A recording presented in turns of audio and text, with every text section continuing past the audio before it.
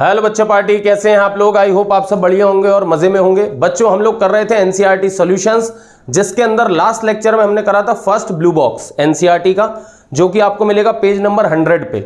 Class 9 science NCERT का chapter number 8 motion, जिसका first blue box हमने कर लिया है पेज नंबर 100 पे।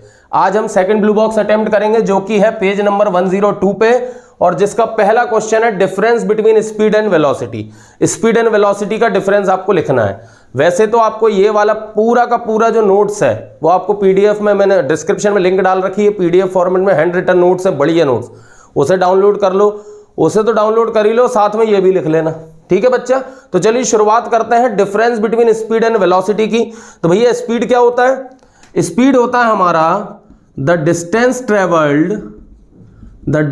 Travelled in a given time, in a given time interval, in given time is known as speed, is known as speed। Speed का पहला point आप लिख लीजिए, the distance travelled in given time is known as speed.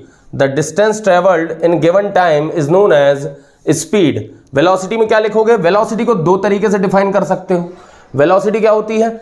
Speed in a particular direction, speed of an object in a particular direction is known as velocity। the speed of an object in a particular direction, in a fixed direction, in a particular direction is known as velocity। एक definition तो ये दे सकते हो, the speed of an object in a particular direction is known as velocity. एक definition और दी जा सकती है, वेलोसिटी की एक डेफिनेशन और दी जा सकती है, और वो क्या है? जैसे ये था डिस्टेंस ट्रेवल्ड, बस इसकी जगह कर दो displacement travel in a given time interval. Displacement travel in a given time interval is known as velocity. तो ये पहला डिफरेंस हो गया। पहले डिफरेंस में आपने क्या लिख दी? डेफिनेशन ही लिख दी, the distance travelled in given time is known as speed, the displacement travel in given time interval is known as velocity. ये था पहला डिफरेंस। दूसरा डिफरेंस क्या लिखोगे? दूसरा डिफरेंस क्या लिखोगे? मिटा दूं इसको, ये आपको नोट्स में भी मिल जाएगा, नहीं तो आप थोड़ा सा बैक करके देख लेना। स्पीड कैसी क्वांटिटी है? It is a scalar quantity, it is a scalar quantity. यहां पे आप लिख सकते हो स्पीड एक स्केलर क्वांटिटी है, इसके पास सिर्फ मैग्नीट्यूड होता है, डायरेक्शन का कोई काम नहीं। और वेलोसिटी कैसी क्वांटिटी होती है? It is a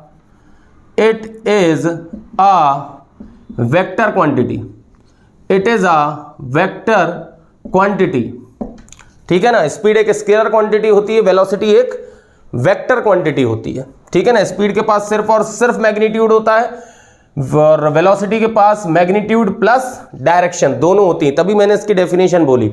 speed of an object in a particular direction is known as velocity, and the distance traveled by the object per unit time in any direction, the distance traveled by the object per unit time in any direction is known as speed। Speed is a scalar quantity, velocity is a vector quantity। Speed can be zero and positive but cannot be negative, but cannot be negative। Speed can be zero and positive but can not be negative. Speed zero हो सकती है, positive हो सकती है, but speed कभी भी negative नहीं हो सकती, क्योंकि वो एक स्केलर क्वांटिटी है। Speed can be zero and positive but can not be negative because speed is a scalar quantity. Velocity can be zero, can be positive and can be negative. Velocity positive भी हो सकती है, velocity zero भी हो सकती है, velocity negative भी हो सकती है, क्योंकि वेलोसिटी एक कैसी क्वांटिटी है? वेलोसिटी एक वेक्टर क्वांटिटी है। और मैंने अपने पिछले कई लेक्चर्स में वेलोसिटी नेगेटिव कब होती है यह मैंने ग्राफ से भी समझाया है, मैंने लीनियर एग्जांपल से भी समझाया है। पूरी की पूरी प्लेलिस्ट डिस्क्रिप्शन में डाल रहा हूं, एक बार जाके जरूर देखो, ये सारे कॉन्सेप्ट्स क्लियर होंगे कि वेलोसिटी आखिर नेगेटिव कैसे हुई, डिस्प्लेसमेंट नेगेटिव कैसे हुआ, एक्सेलरेशन नेगेटिव कैसे हुआ। ये सारी चीजें आपको वहां with the help of graph देखने को मिलेंगी, with the help of theoretical examples, with the help of numerical examples. ये सारी चीजें मेरे प्लेलिस्ट में है, तो प्लीज एक बार देख लो, पूरा कॉन्सेप्ट क्लियर हो जाएगा। तो यहां पे हम क्वेश्चन सॉल्व कर रहे थे, तो पहला क्वेश्चन हमारा हो गया है difference between speed and velocity. तो हमने डिफरेंस बता दिया। Speed is the distance travelled by the object in given time interval in any direction is known as speed. The displacement travelled by the object in given time interval, the displacement traveled by the object in given time interval is known as velocity. Speed is a scalar quantity, velocity is a vector quantity. Speed can be 0 and positive but cannot be negative. Speed can be 0 and positive but cannot be negative, and velocity can be 0, can be positive and can be negative. Okay बच्चा, ये था first question. Blue box का second question है, blue box का second question है, आप लोग भी साथ में पढ़ते जाइए, क्वेश्चन साथ में पढ़ते जाइए। अंडर व्हाट कंडीशंस और condition is the magnitude of average velocity of an object equal to its average speed.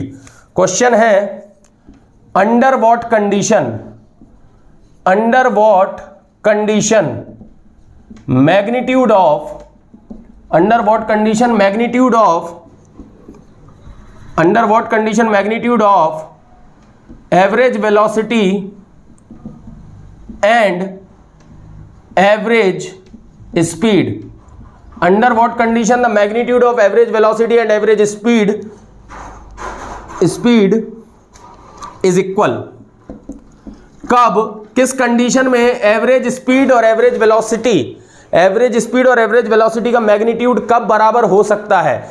एक ही कंडीशन में बराबर हो सकता है, when the object moving in a straight path without changing direction, when the object is moving in a straight path without changing direction। लिख लीजिए कि जब भी कोई ऑब्जेक्ट स्ट्रेट पाथ में मूव करता है बिना डायरेक्शन चेंज करे, जब भी कोई ऑब्जेक्ट स्ट्रेट पाथ में मूव करता है बिना डायरेक्शन चेंज करे, तब वो, थोड़ा सा डिस्टर्बेंस आ गया था, सॉरी बच्चों, फिर से बात कर लेते हैं। Under what condition magnitude of average velocity and average speed is equal. कब एवरेज स्पीड और एवरेज वेलोसिटी इक्वल होंगे? तो जब एक ऑब्जेक्ट स्ट्रेट पाथ में मूव करता है विदाउट चेंजिंग डायरेक्शन, मतलब ऑब्जेक्ट पॉइंट ए से पॉइंट बी की तरफ जा रहा है, तो ऐसा ना हो कि बीच रास्ते में बी टू ए आने लगे, नहीं, एवरेज स्पीड और एवरेज वेलोसिटी का जो मैग्नीट्यूड है बदल जाएगा। किस स्थिति में नहीं बदलेगा? जब वो पॉइंट ए से पॉइंट बी के बीच में, बिल्कुल पॉइंट ए से पॉइंट बी के बीच में उसका एवरेज स्पीड और एवरेज वेलोसिटी का मैग्नीट्यूड दोनों सिमिलर आएंगे। और अगर ये आप ज्यादा समझना चाहते हैं तो एवरेज वेलोसिटी और स्पीड का लेक्चर मैंने सेपरेटली बनाया हुआ है, आप उसको जरूर जाके देखें, ये कॉन्सेप्ट आपका एकदम क्लियर हो जाएगा। पर अभी के लिए मैं आंसर दे रहा हूं कि भैया कब मैग्नीट्यूड बराबर होगा? तो एवरेज स्पीड और एवरेज वेलोसिटी का मैग्नीट्यूड तब बराबर होगा जब ऑब्जेक्ट स्ट्रेट पाथ में मूव करता है without changing direction. When an object travels in a straight path without changing direction, direction को बिना चेंज करे जब वो मूव करता है, तब एवरेज स्पीड और एवरेज वेलोसिटी का मैग्नीट्यूड सेम आता है। थर्ड क्वेश्चन देख लेते हैं ब्लू बॉक्स का। What does the odometer of an automobile measure. आप सबने गाड़ियां देखी होंगी, कार देखी होगी, उस सबके अंदर एक मीटर लगा रहता है जो लगातार घूमता रहता है। जैसे जैसे गाड़ी आगे बढ़ती है तो उसमें नंबर ऊपर होते चले जाते हैं, ठीक है ना, वो हमें ये बताता है हम कितना किलोमीटर चल चुके हैं। तो ओडोमीटर क्या मेजर करता है? डिस्टेंस मेजर करता है कि displacement? Odometer always measures distance. जब आप, जो गाड़ी में आप ट्रेवल कर रहे हो, बाइक में हो, कार में हो, स्कूटी में हो, जो ओडोमीटर लगा रहता है वो always measures the distance. The odometer of an automobile always measures distance. The odometer of an automobile always measures distance। चलिए next question. What does the path of an object look like when it is in uniform motion? जब एक object uniform motion में होता है तब उसका path कैसा होता है? जब कोई ऑब्जेक्ट यूनिफॉर्म मोशन में होता है तो उसका पाथ कैसा होता है? जब ऑब्जेक्ट यूनिफॉर्म मोशन में होता है तो उसका पाथ एक स्ट्रेट पाथ होता है, एक स्ट्रेट लाइन होता है। When an object is in uniform motion, तो जो उसका पाथ होता है वो एक स्ट्रेट लाइन होता है। जब एक ऑब्जेक्ट यूनिफॉर्म मोशन में होता है, ठीक है ना, तो उसका जो रास्ता होता है वो तय किया गया रास्ता एक स्ट्रेट लाइन होता है, एक स्ट्रेट पाथ होता है। ना वो सर्कुलर होगा, ना वो कर्वेचर होगा, ना वो पैराबोलिक होगा, ना वो हाइपरबोलिक होगा। The path of a object when it is in uniform motion, जब कोई ऑब्जेक्ट यूनिफॉर्म मोशन में है तो उसके द्वारा तय किया गया रास्ता या जो उसका पाथ होता है वो कैसा दिखता है? स्ट्रेट लाइन दिखता है, स्ट्रेट पाथ दिखता है। चलिए नेक्स्ट क्वेश्चन करते हैं ब्लू बॉक्स का लास्ट। ड्यूरिंग एन एक्सपेरिमेंट, आप लोग मेरे ख्याल से अपनी किताब हाथ में रखे हुए हैं ना, मैं यहाँ क्वेश्चन लिख नहीं रहा हूँ क्योंकि मेरे को ऐसा लग रहा है अगर ब्लू बॉक्स सॉल्व कर रहे हैं, एनसीईआरटी सॉल्व कर रहे हैं, तो एनसीईआरटी आपके पास होनी चाहिए, ठीक है ना। हाँ, ड्यूरिंग एन एक्सपेरिमेंट, और अगर आपके पास नहीं है तो अभी एनसीईआरटी ओपन कर लो, पेज नंबर 102, ये जो न्यूमेरिकल है कर लेते हैं। Page number 102 blue box second, class 9 science NCERT का चैप्टर नंबर 8 मोशन, जिसमें आपको पेज नंबर 102 निकालना है। उसमें सेकंड ब्लू बॉक्स है जिसका लास्ट न्यूमेरिकल कर रहे हैं हम। During an experiment a signal from a spaceship reach the ground station in 5 minutes. What was the distance of the spaceship from the ground station? The signal travels at the speed of light. हुआ क्या होगा, मान लीजिए ये spaceship है, ये spaceship है, ठीक है ना, और ये हमारा ग्राउंड स्टेशन है, ये हमारा ग्राउंड स्टेशन है। स्पेसशिप से एक सिग्नल आया, स्पेसशिप से एक सिग्नल आया, और स्पेसशिप से सिग्नल आया कितने मिनट में आया? 5 मिनट में। 5 मिनट को हम बोल सकते हैं 300 सेकेंड्स, हमने सेकंड में कन्वर्ट कर लिया। 5 मिनट को हम बोल सकते हैं 300 सेकेंड। और कितनी स्पीड से आया? 3 × 10⁸ मीटर पर सेकेंड। इसी को स्पीड ऑफ लाइट भी बोला जाता है। जो वो स्पेसशिप से सिग्नल आया हमारे ग्राउंड स्टेशन तक, वो कितनी स्पीड से आया? 3 × 10⁸ मीटर पर सेकेंड से। और कितने टाइम में आ गया? 300 सेकेंड्स में आ चुका है। तो उन्होंने बताया स्पेसशिप से लेके ग्राउंड स्टेशन तक की डिस्टेंस बताइए। स्पेसशिप से लेके ग्राउंड स्टेशन तक की डिस्टेंस, तो डिस्टेंस का फॉर्मूला होता है बेटा speed into time. Speed into time. उस दौरान स्पीड कितनी थी? 3 × 10⁸, 3 × 10⁸ मीटर पर सेकेंड। और टाइम कितना लगा? 300 सेकेंड। टाइम कितना लगा?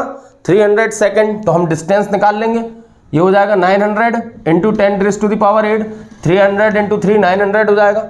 अगर 900 को अपन ऐसे लिख लें, 9 × 100 × 10⁸ लिख सकते हैं।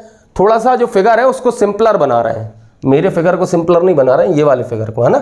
नहीं तो मेरे फिगर की तरफ देखने लगो, मेरा फिगर अब कैसे सिंपलर होगा भाई, एज भी तो मायने रखती है ना। हाँ, एक टाइम पे हम भी बढ़िया थे जैसे आज तुम हो, पर आज हम थोड़े से हो गए हैं हब्बी चब्बी टाइप के, ठीक है ना। अरे यार यहाँ ध्यान दो भाई, इसके फिगर को ठीक ठाक कर लेते हैं। 900 था, इसको 9 × 100 लिख लिया है, ठीक है ना।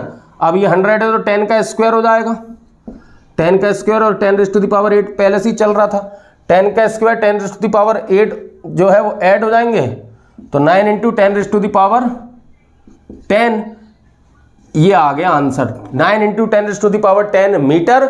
और यदि इसी को किलोमीटर में कन्वर्ट करना है, इसी को किलोमीटर में कन्वर्ट करना है, तो किलोमीटर में कन्वर्ट करके ऐसा लिख सकते हैं 10⁷ किलोमीटर। मीटर को आप 1000 से डिवाइड कर देंगे तो वो किलोमीटर में कन्वर्ट हो जाएगा, ठीक है ना। तो उसको अपन ने 1000 से डिवाइड करा, जैसे ही 1000 से डिवाइड करेंगे तो 3 0 खत्म हो जाएंगे, 3 0 खत्म हो गए मतलब 10⁻7। तो मीटर में आंसर है 9 × 10⁻10 मीटर, किलोमीटर में आंसर है 9 × 10⁻7 किलोमीटर। कैसे निकाला? स्पेसशिप से जो सिग्नल आ रहा था उसकी स्पीड कितनी थी? 3 × 10⁸ मीटर पर सेकेंड। और स्पेसशिप से जो सिग्नल है वो ग्राउंड स्टेशन पे कितने टाइम में पहुंच रहा था? 5 मिनट में पहुंच रहा था। 5 मिनट मतलब 300 सेकेंड, 300 सेकेंड में पहुंच रहा था। हमने मालूम है डिस्टेंस का फॉर्मूला क्या होता है? Speed into time. हमने स्पीड और टाइम को आपस में मल्टीप्लाई कर दिया और जो फिगर था उसको सिंपल कर दिया। मैं यहां भी छोड़ सकता था, पर क्या रहता है ना, साइंस में आप आंसर जब दें तो फिगर को थोड़ा सा आसान बना दें। आप 900 × 10⁸ को बहुत आसानी से लिख सकते हो 9 × 10⁻10, 9 × 10⁻10, क्योंकि 900 मतलब 9 × 100, 100 को 100 का 10 का स्क्वायर, 10 का स्क्वायर और 10⁸, बेस सेम है तो पावर ऐड हो जाएंगी। 10⁻10 एक्सपोनेंट में हमने सीखा ये चीज। अगर ये मीटर में है तो इसको डिवाइड कर देंगे 1000 से, तो ये किलोमीटर में कन्वर्ट हो जाएगा। तो बच्चों ये था सेकंड ब्लू बॉक्स। अब अपन लोग मिलेंगे थर्ड ब्लू बॉक्स के साथ। चलिए तब तक आप लोग करते रहिए एनसीईआरटी, थर्ड ब्लू बॉक्स कल करेंगे।